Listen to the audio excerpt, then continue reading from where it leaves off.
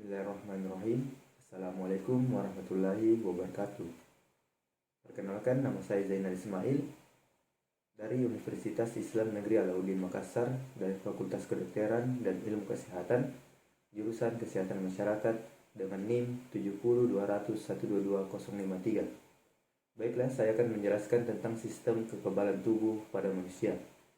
Sistem imun atau sistem kekebalan tubuh ini adalah sekelompok sel, protein, jaringan, dan organ khusus yang bekerja sama melawan segala hal yang berbahaya bagi tubuh. Sistem ini terdiri dari banyak komponen, melalui dari sel hingga organ. Salah satu jenis sel yang paling penting dalam jaringan tersebut adalah sel darah putih atau leukosit. Leukosit dihasilkan atau disimpan pada berbagai tempat di tubuh, diantaranya yaitu timus, limpa, dan sumsum tulang. Di mana organ-organ ini dikenal sebagai organ limfoid.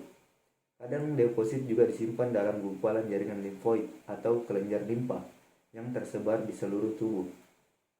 Ada dua tipe leukosit utama yang bekerja sama untuk mencari dan membunuh organisme atau zat penyebab penyakit, yaitu limfosit. Limfosit adalah sel-sel yang membantu tubuh mengingat dan mengenali penyerbu sebelumnya. Limfosit juga membantu menghancurkan penyerbu tersebut. Ada dua macam limfosit, yaitu limfosit B dan limfosit T, dihasilkan di sumsum tulang. Limfosit akan menetap dan berkembang menjadi sel B atau berpindah ke kelenjar timus dan berkembang menjadi sel T. Dan yang kedua yaitu fagosit. Fagosit adalah sel-sel yang memakan penyerbu. Ada berbagai macam sel yang tergolong sebagai fagosit. Setiap jenis fagosit memiliki tugasnya masing-masing. Sebagai contoh, tipe yang paling umum adalah neutrofil yang bertugas melawan bakteri. Selanjutnya yaitu sistem kekebalan tubuh ini melindungi tubuh dari organisme penyebab penyakit yang disebut patogen. Perlindungannya memiliki beberapa lapisan. Yang pertama, patogen yang menyerang bertemu dengan sejumlah penghalang permukaannya yang terdiri dari hambatan fisik, kimia, dan biologis yang dirancang untuk mencegahnya. Penghalang fisik utama adalah kulit yang menutupi seluruh tubuh. Sistem tubuh yang terbuka terhadap lingkungan luar, seperti sistem pernapasan, pencernaan, saluran kencing, dan reproduksi, masing-masing memiliki mekanisme sendiri untuk mencegah masuknya mikroba. Selaput lendir menjebak mereka, bersin atau batu refleks mengeluarkannya, sedangkan urin secara mekanis mengeluarkannya. Hambatan kimiawi termasuk asam lambung dan berbagai zat antimikroba dalam keringat, air liur, air mata, dan cairan tubuh lainnya. Kulit dan selaput lendir juga sangat dihuni oleh flora normal tubuh yang bersaing dengan patogen untuk mendapatkan nutrisi dan ruang, menyediakan penghalang biologis. Jika suatu organisme berhasil melewati penghalang permukaan, misalnya melewati serpihan yang menembus kulit, ia akan bertemu dengan komponen bawaan dari sistem kekebalan yang memberikan respon langsung tetapi tidak spesifik. Jika ini gagal untuk menahan infeksi, lapisan pertahanan ini yang disebut respon imun adaptif atau didapat ikut bermain. Respon adaptif waktu lebih lama untuk diaktifkan, tetapi lebih efektif karena target khusus patogen. Ia juga meninggalkan tubuh dengan memori dari patogen, sehingga dapat bereaksi lebih cepat saat serangan patogen yang sama. Pemain utama dari sistem kekebalan adalah sel darah putih atau leukosit. Semua leukosit berasal dari sel induk hematopoietik di sumsum tulang. Masing-masing memiliki peran berbeda dalam respon imun. Respon pertama dari sistem kekebalan bawaan adalah peradangan.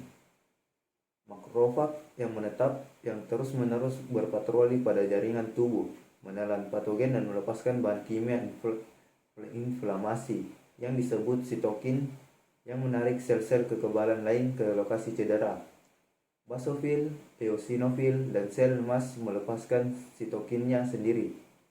Memperkuat peradangan, sitokin melebar pembuluh darah, meningkatkan aliran darah, dan bertanggung jawab atas tanda-tanda klinis peradangan seperti kemerahan dan pembengkakan. Mereka bekerja pada sel endotel pembuluh darah dan berfungsi sebagai isyarat kimiawi untuk migrasi neutrofil.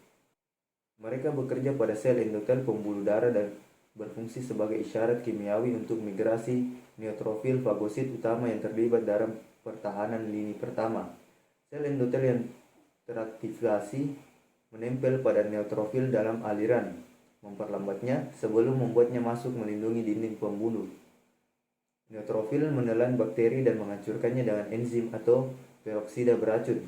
Mereka juga dapat melepaskan spesies oksigen yang sangat reaktif dalam fenomena yang dikenal sebagai ledakan oksidatif yang membunuh patogen lebih cepat dan lebih efisien.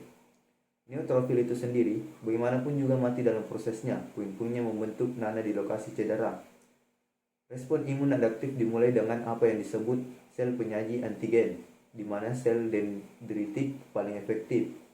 Sel dendritik penduduk di lokasi infeksi menelan patogen, memotongnya menjadi beberapa bagian yang disebut antigen, dan menampilkannya di permukaannya.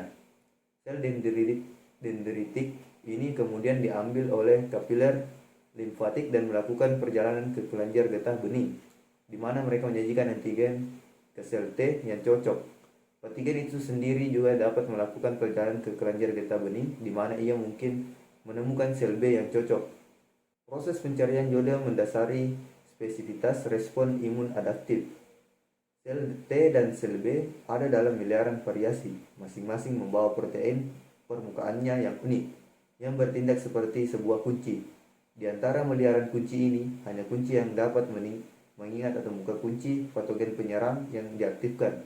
Sel T dan sel B yang teraktivasi mengalami diferensiasi dan proliferasi yang disebut ekspansi klonal. Proses ini menghasilkan sel memori siap untuk infeksi di masa mendatang oleh patogen yang sama. Dan sel efektor yang meliputi sel T, sitotoksik teraktivasi, dan sel B plasma yang memproduksi antibodi. Keduanya spesifik untuk patogen. Antibodi dan sel T sitotoksik kemudian meninggalkan kelenjar getah bening untuk mengalirkan darah ke tempat infeksi. Antibodi menempel pada patogen dan menargetkannya untuk dihancurkan atau dinetralisir. Sel T sitotoksik melepaskan racun untuk membunuh sel inang yang terinfeksi. Mungkin hanya itu yang bisa saya sampaikan. Kurang dan lebihnya mohon dimaafkan. Wabillahi taufiq wal hidayah. Assalamualaikum warahmatullahi wabarakatuh.